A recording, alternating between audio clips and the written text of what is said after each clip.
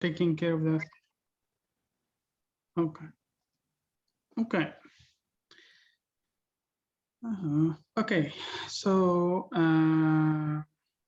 the second topic we are going to talk about is OCD, Obsessive Compulsive Disorder.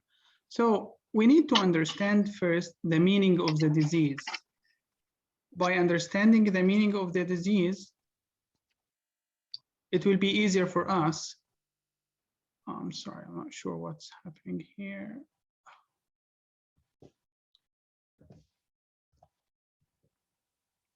Yeah, by understanding the meaning of the disease itself, we know how to deal with it later.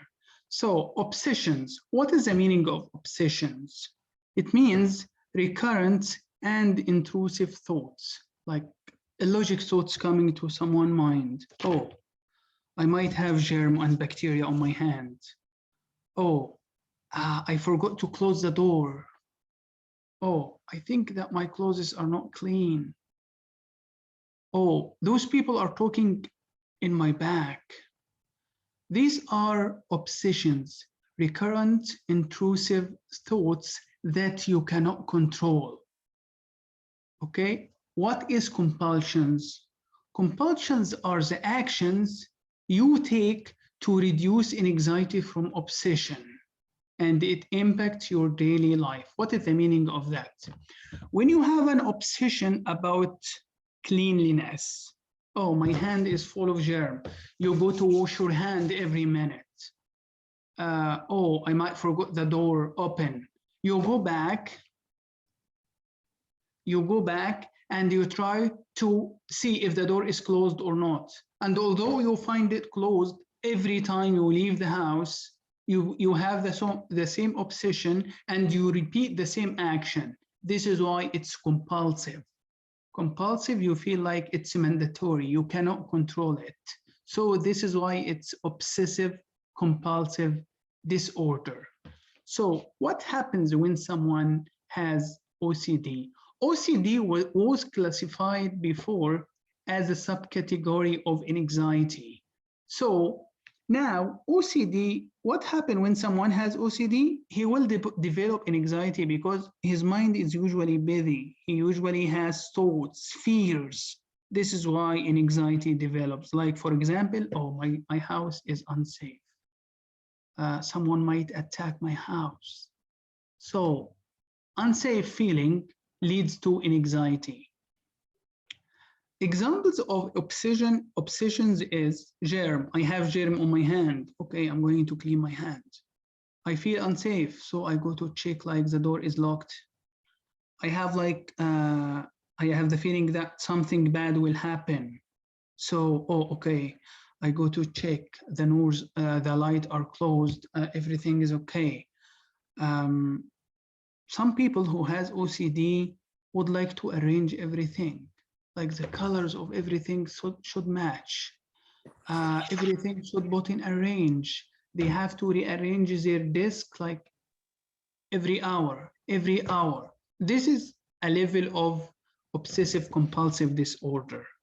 Okay? You are diagnosed now. Okay, Muhammad, I will say that you are not diagnosed with OCD, but it might be perfectionism, and most of medical student has perfectionism. So don't worry, you are okay. Don't worry. Okay. Doctor, please, you said that the compulsive cannot control it. It's like, no. Okay, compulsive means like mandatory. It's a kind of action you do just to overcome this obsession. Okay? Okay. Thank you. Although you realize later that it's like unrealistic, but you repeat the same mistake again. Every time you repeat it. This is why it's compulsive. You know, you repeat it and repeat it and repeat it, the same action just to overcome that fear. Okay? Okay, sir. Okay. So these are Sham's slides now. So obsessive, as we said, thoughts, image, or urge that provoke anxiety and are unwanted, repetitive or difficult to control, mostly linked with phobia. What's the meaning of that? Like you have fears, you have illogic thoughts about something, and it's repetitive. It happens again and again and again, and you cannot control. Although at certain points after you feel okay, you say to yourself, oh, what is that? It was illogic to think about that. But however, when it comes again, you cannot control it, and it happens again and again, the same obsession. And what happens is your reaction, the compulsion to that. You do something to overcome this obsession, which is the behavior, your action, what you do in response to this obsession, okay? So like what we said, someone believes that the hands are covered with microbe, okay, and they repeat to clean it again and again and again and again. This is obsessive compulsive. Okay, now a big difference between OCD and psychosis. We said for OCD, we cannot depend on cognitive therapy, cognitive behavioral therapy to treat it. However, in OCD, CBT is a first line therapy, and this is a big difference. Okay, so the first line therapy here is CBT or ERP. We will talk about ERP now. Or if the CBT is not enough, you can add a medication to that. Okay, so we can see now that for an anxiety-related disease like OCD, PTSD, and anxiety itself, we can use the monotherapy of CBT to treat it. But if it's depression, CBT alone is not enough. So we add the medication to the CBT. Also here, with the anxiety, PTSD, and OCD, if you try the non-pharmacological therapy, the CBT, and it's not effective, you add the medication, but you don't stop the CBT because we need it. Okay, so we have something here called exposure and response prevention. What is the meaning of that? So we said about OCD, it's a kind of illogic thought that come to your mind and you behave. Okay, Shams, full screen. Control L. Control L is not working, Shams, so we can use that. Okay, so you behave in a specific way in response to this thought. Okay, what exposure and response prevention mean? Let's say, for example, someone has obsessive compulsive disease regarding, let's take an example. Regarding spider, for example, it's still considered phobia. So he think, let's say it's me. I am Ayman, I'm afraid of a spider. And I usually think that if I see a spider, it will bite me and I will go to the hospital and blah, blah, blah, a long story. So the doctor might use the exposure and response prevention with me. What does that mean? First, they might start with a picture of spider. Then the doctor show me the picture. So my response to the picture will be less because I know it's a picture. Then what the doctor does, he might bring like a big shape, like maybe a spider, might be something like sculpture for a spider, and he makes me touch it and I realize, oh, okay, it doesn't harm me. So this is exposure and response. The stage after is the doctor bring a live spider but put it in like a glass box, so the box is closed, so I'm sure that it will not harm me. So this is still exposure and my response is less. Then at the end stage, the doctor will leave the spider in front of me. My unconscious mind has developed this idea that I'm okay with the spider. You see, this is how exposure and response prevention happens. The same happen with like someone who has like something about forgetting the door open. So there might be someone who help him to practice this exposure and response. For example, I have this kind of OCD regarding closing the door. And my friend X will help me with that technique by doing what? When I'm going with him to play football, for example, I say, oh, you know what? I forgot my door open. Then he said, okay, let's go this time and see if you forget it or not. Then I go back, oh, you see, you didn't forget it. You see? So he took me back. We are exposed to the event itself, which is the closed door. Then this is the exposure. And my response is in my mind, oh, okay, I was wrong. The next time I do that, he will tell me, you remember the first time it was closed. Then we go again. You see, again, it's closed. And by doing this kind of exposure and response, your unconscious mind will develop a kind of reaction which is different than the normal you used to do. This is more detailed thing about dealing with that, but just to know. So psychosis and depression needs the medication plus non-pharm. Okay, Naveen. So yeah, so we can say it in a different way to be more accurate. Non-pharm alone is not enough with depression and psychosis. So we can give the medication and add the non-pharm to it.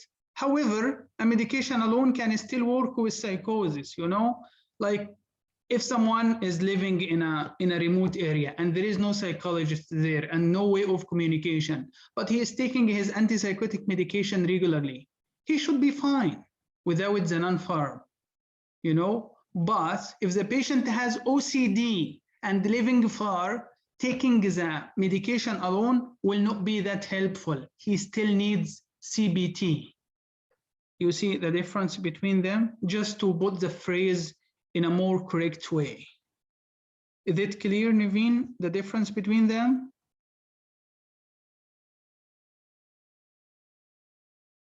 Hello? Yes, okay, thank you. Okay, now, how to treat or what will we do if a patient is diagnosed with OCD? So the trial therapy here is 8 to 12 weeks. We cannot decide that the medication is okay or not unless we try it for up to 3 months. Now I need to ask you, Naveen, when we were talking about schizophrenia, the trial therapy was for how long?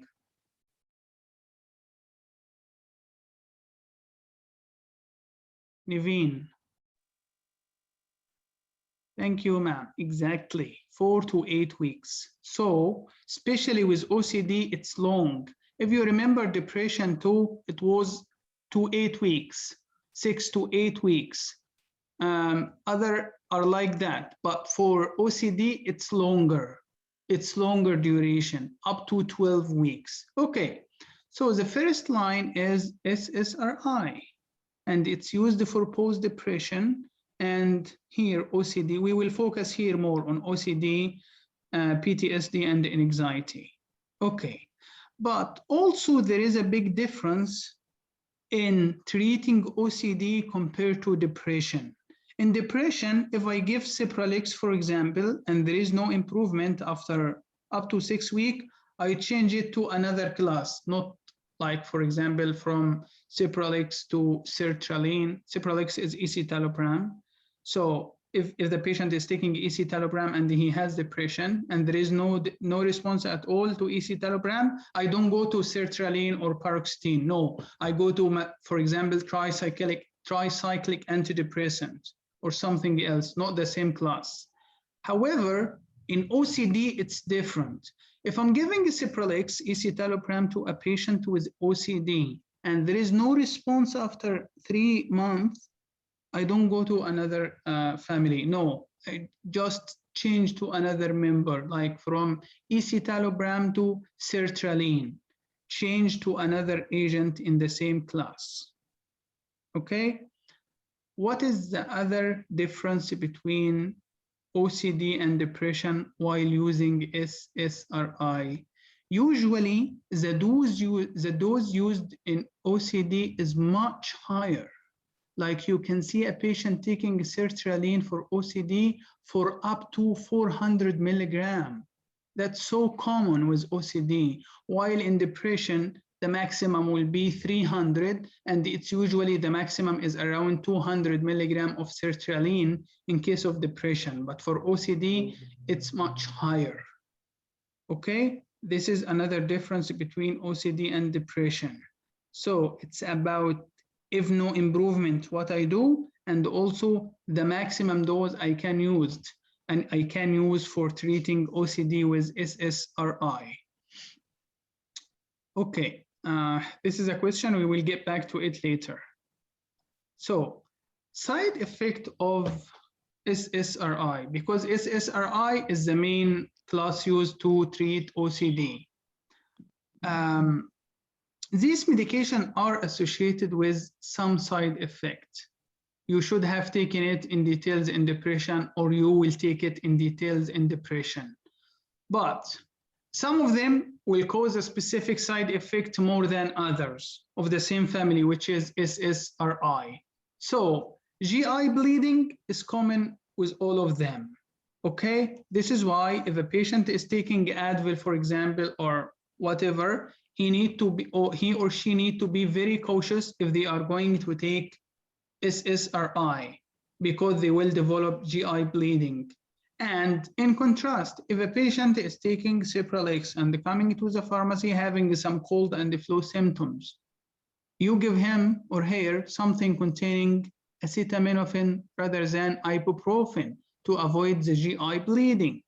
Also, all of them might cause serotonin syndrome. This is why we need to be aware of medication that might increase serotonin. I need to ask you, give me 2 examples of 2 medications or 2 things available over the counter that might cause serotonin syndrome. 2 over-the-counter medication, please, and thank you. St. John works. Thank you. What else? And someone other than Armia, please. Yeah. Dextro, thank you, Summer. That's it. This is what I'm looking forward to. So, cough syrup containing dextromethorphan. If a patient having depression or OCD and taking SSRI and has cough, you have to remember, no, I have to avoid dextromethorphan, otherwise the patient will develop serotonin syndrome. Okay. Sexual dysfunction. So most of the SSRI are associated with sexual dysfunction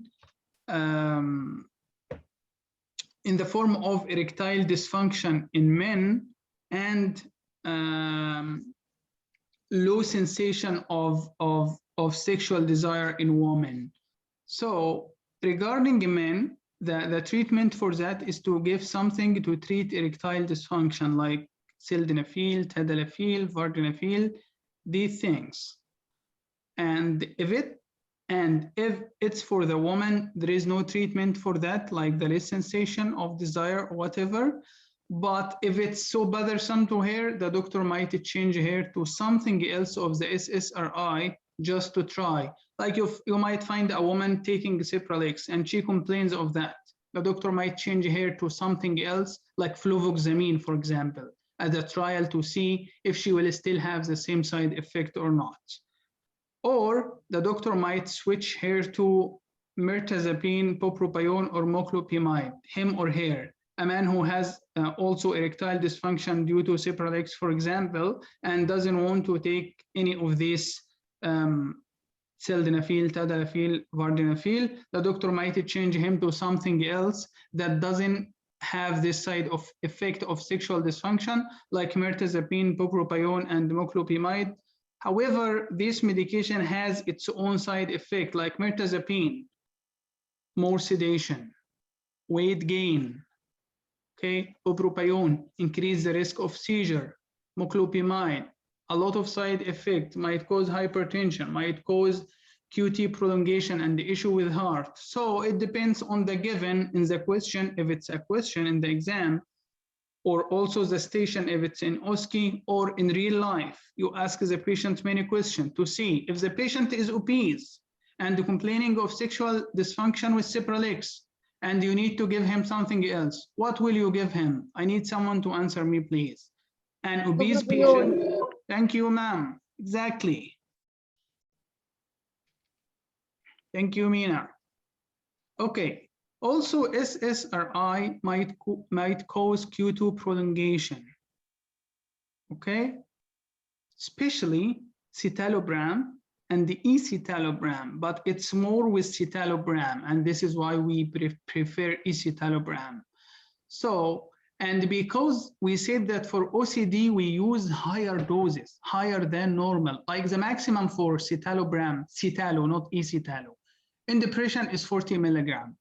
However, you might find someone with OCD taking 60 milligram. This is a very high chance of developing QT prolongation.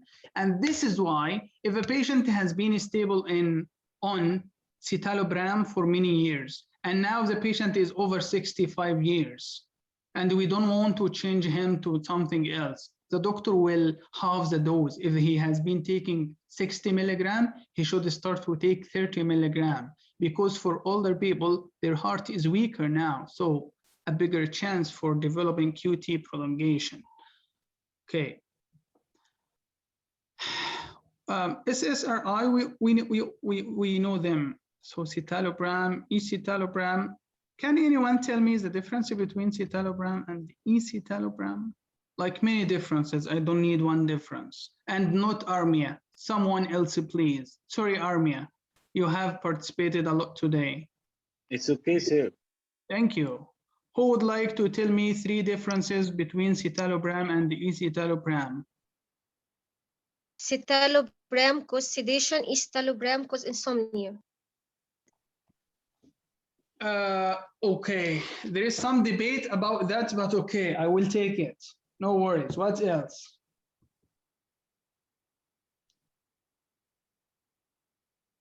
What else?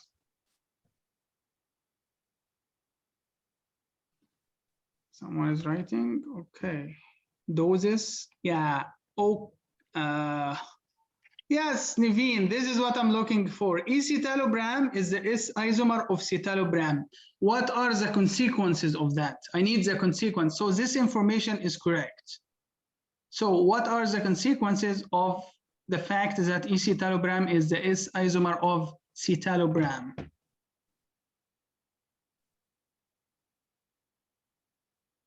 QT. Give me more clarification, please.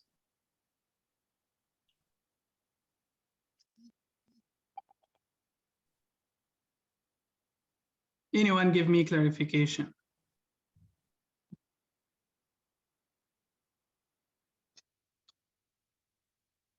QT. Yeah. What is the difference between citalopram and the escitalopram regarding QT prolongation?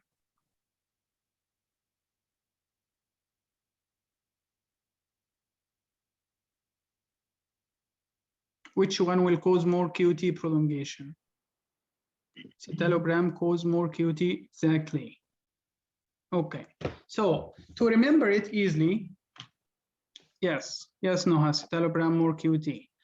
Citalopram is like composed of the S isomer of citalopram, which is escitalopram, and the regular citalopram. They are together in the same molecule. Okay, so and the escitalopram is the favorable or the preferred component in this molecule. So when I have, for example, 40 milligram of citalopram, it contains what equals to 20 milligram escitalopram and 20 milligram citalopram. And what I need to use is the escitalopram only. This is the good thing I need. So the first difference is 40 milligram of citalopram equals 20 milligram of escitalopram regarding efficacy. Again, 40 milligram of citalopram equals 20 milligram of escitalopram in efficacy, which means escitalopram is more effective because with half the dose, I get the same efficacy. Is this point clear? Yes, thank you. This is one. The second point is citalopram is non-favorable because it's more associated with QT prolongation. So if I'm giving a patient 40 milligram citalopram and 20 milligram escitalopram. It is the same efficacy, but more QT prolongation with the bad part of the molecule, which is citalopram. Okay, the third point is like what our friend said, that citalopram causes sedation, escitalopram causes insomnia. Yes, however, there are some reports that escitalopram still causes sedation in some people, and the other reports about citalopram causing insomnia in some people, and this is why the doctor changed them to take it in the morning rather than evening. So the point of insomnia and sleeping is debatable. This is why we will not focus on it. Okay? Say okay, so I can go through. Doctor, please, can I ask a question? Yes, you can. Okay, you said that the escitalopram is more efficacy than the citalopram. Yeah. Okay, and you said that the 40 milligram citalopram equal to 20 escitalopram. Exactly. So, okay, now I have a question. If a dispensing error happened for a patient, for example, the physician wrote to him the citalopram, and the pharmacist technician make a dispensing error for the citalopram. What our concern here? What our initial concern? You need to give more clarification, like tell me what is the strength written and what is the strength given, then I can go from there. As you said, if the patient wrote, written to him 40 citalopram and dispensing by 40 escitalopram. So you are giving him double the dose now. Yes. Okay. Yes. So what our initial me concern? What will happen? What our concern, or what is the solution? What, no, it is not. It's far from the solution. What our initial concern here is the side effect or the effect, or what? If it's escitalopram, rather than giving citalopram, like if the prescription was for citalopram and we give by mistake escitalopram, I'm not concerned more about the side effects. I would be concerned if the opposite happened. The doctor wrote him escitalopram and we give citalopram, because the side effects are more with citalopram. Okay. Okay. However. Okay. Because it is more QT prolongation. Yes, this is the main concern. Okay, the main concern here, it is the QT prolongation or the bleeding or the GID bleeding. Which side effect appear first? Escitalopram alone, if the patient is not taking something else that affects the stomach, like Advil or Aleve or something like that, GI side effect will not happen with this medication alone, unless it's a very high dose or the patient has like a weak stomach that has a history of ulcers. Okay? Yes, okay, thank you. It depends on the situation and the patient history. It depends on a lot of things. And I think when we come to take the OSCE, there will be many cases around that, and we can discuss that in more details. Okay? Yes, sir. Okay, thank you. Thank you. My pleasure. So citalopram, escitalopram, fluoxetine, fluvoxamine, paroxetine, and sertraline, and these are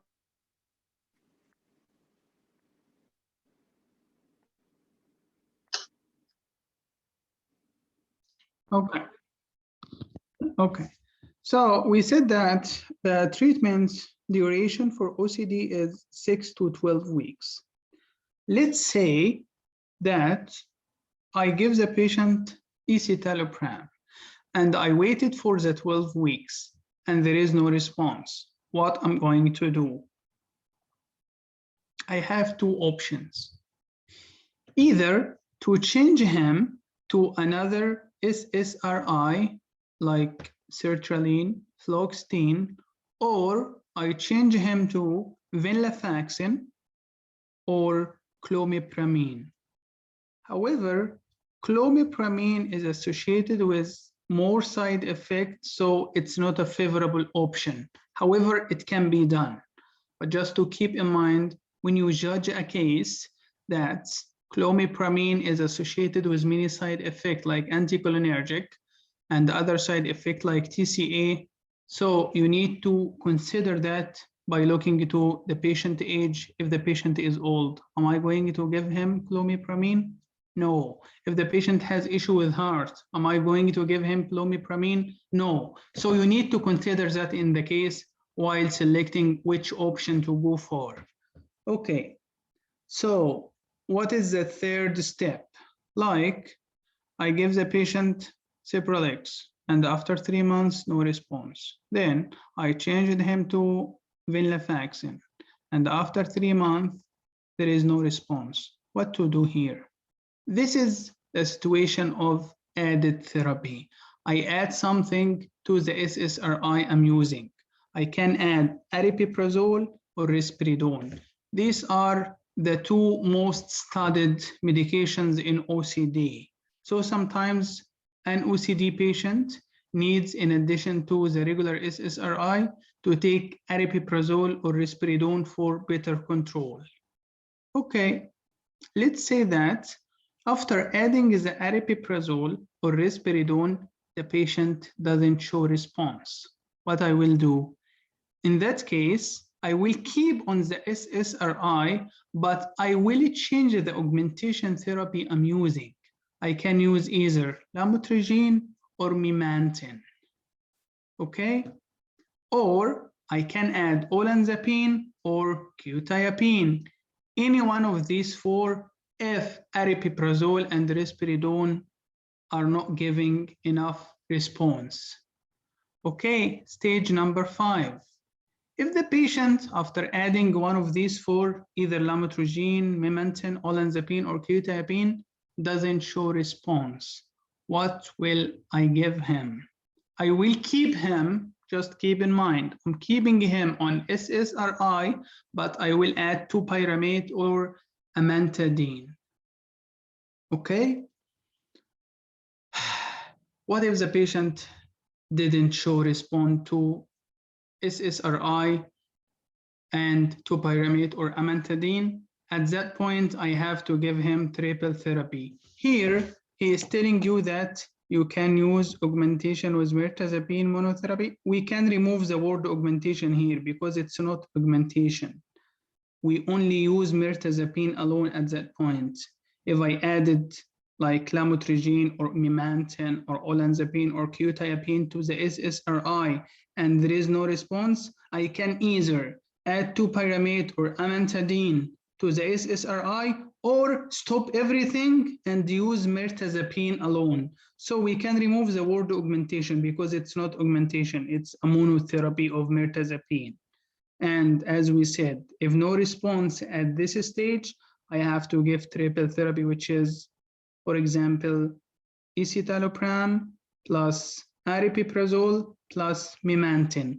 And honestly, this is rare to happen and rare to see. I mean, like, it's very rare cases to see OCD patients on triple therapy. This table might seem confusing, but it's not. It's so easy because it's stages. You go from this to that. Anyone has a question regarding this part, regarding the algorithm of treating OCD?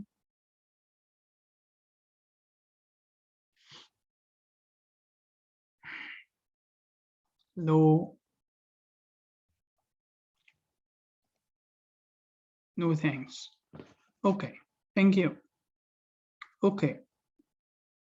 Here we have a question saying disipramine and nortriptyline are recommended in elderly patients. Why? Because these two of all the TCA has like less anticholinergic effects. What are the cholinergic effects we are concerned about in elderly patients? Urine retention, constipation, and also effect on heart rate. Okay, we can use this information in many diseases like depression, even some people who have low back pain and the doctor would like to give them tricyclic antidepressants. We usually go to disipramine, and nortriptyline is the most commonly used in Canada. Okay, topiramate. Do you remember when we said we are going to use 2-pyramate? I need to ask Shayma because she doesn't like that. Shayma, when did we use 2-pyramate in treating OCD?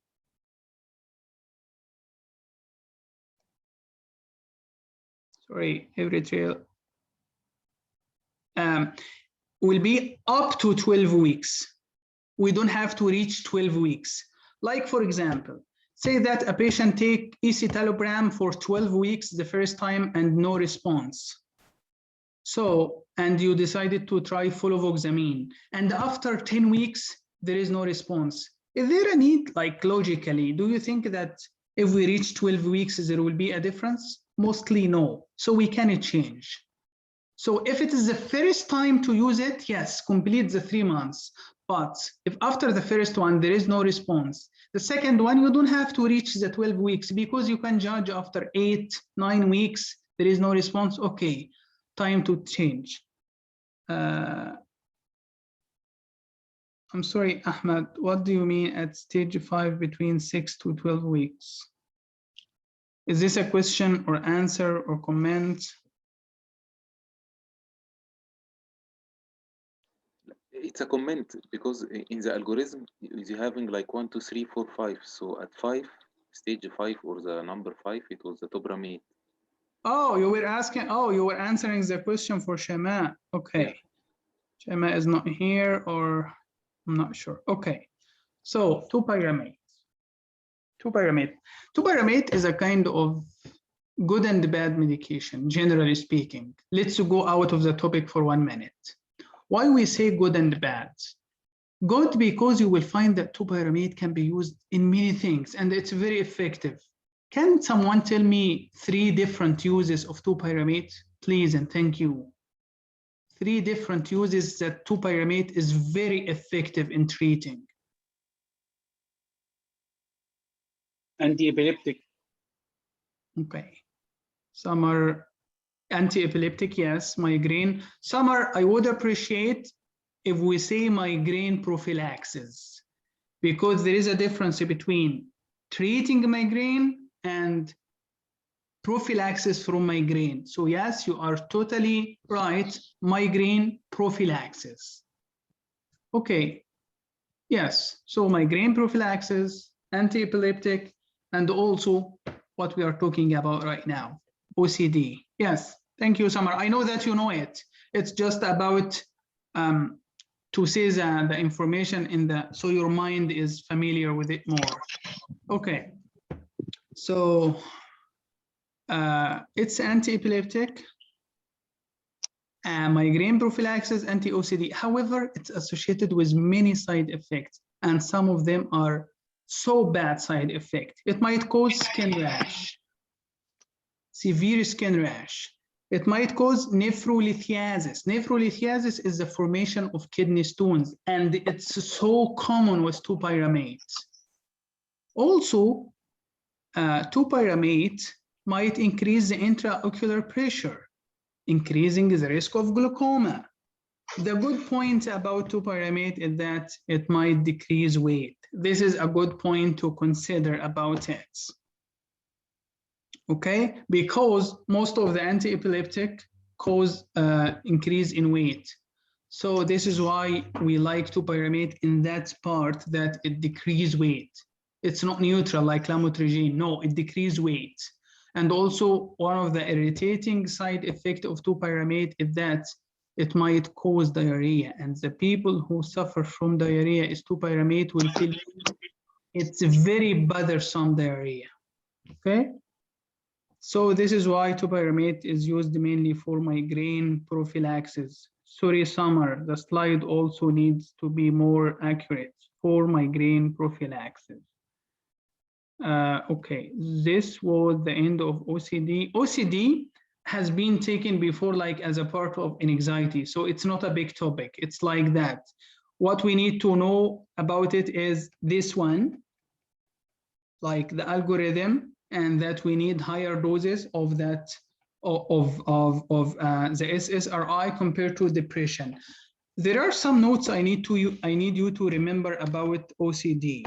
There are some new experimental treatment that clinicians are trying to use now, but they show partial response, so they need more studies. The first one is called repetitive transcranial magnetic stimulation.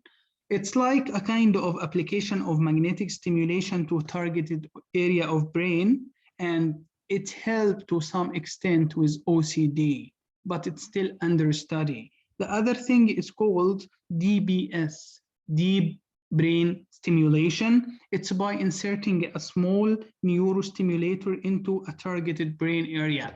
You know, they are trying to change the waves, like the kind of waves in your brain, and by doing that, this shows some improvement in OCD with some patient, but it cannot be a main treatment for OCD until now. Also, I have a question for you. We know that we can use electroconvulsive therapy in some psychiatric disease. The question is, can we use electroconvulsive therapy for OCD or not? Yes or no?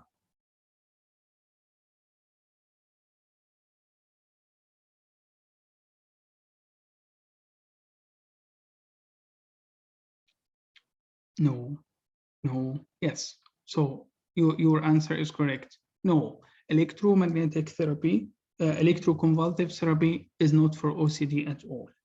Okay, the last point is, if I try a medication, I think someone asked me about it, so let's put it more clear. If we try a medication for OCD and there is no response, when I can decide that I need to change the medication to another one, we said for the first one, try to reach to 12 weeks. But the ones after, you don't have to use it for a long time. Some doctor might use it for like up to 9-10 weeks, but the common way of that is 6 weeks, like 1.5 months. Like a patient takes Cetroxam, no response after 3 months. Okay, give him sertraline. Okay, we can wait for like 6 weeks, like half the period. And there is no response at all, after 6 weeks, okay, try a third one. Also, if you are trying the augmented therapy, like you added aripiprazole to Cetroxam, when I can decide that aripiprazole is not working anymore and I need to go to the stage after 6 weeks. And also, if I use the lamotrigine, for example, and the memantine in addition to Cetroxam, and there is no response, after what time I can say there is no response? After 6 weeks, then I can go to the triple therapy. So usually they make the first trial for 3 months, then the ones that come after make it for like 6 to 8 weeks, depending on the clinician, but it's different from a doctor to another, and you will find a psychiatrist who prefer that, another who prefer, so it's different. So we know that it's from 6 to 12. There is usually a range, there is no definitive answer for that. Okay, this was mainly OCD. It's a very small topic. So anyone has a question regarding it? So the 3 uses of topiramate, migraine prophylaxis, anti-epileptic OCD, mainly yes.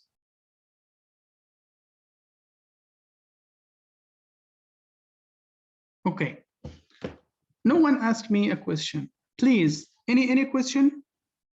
Don't be shy. If you have any question, ask me.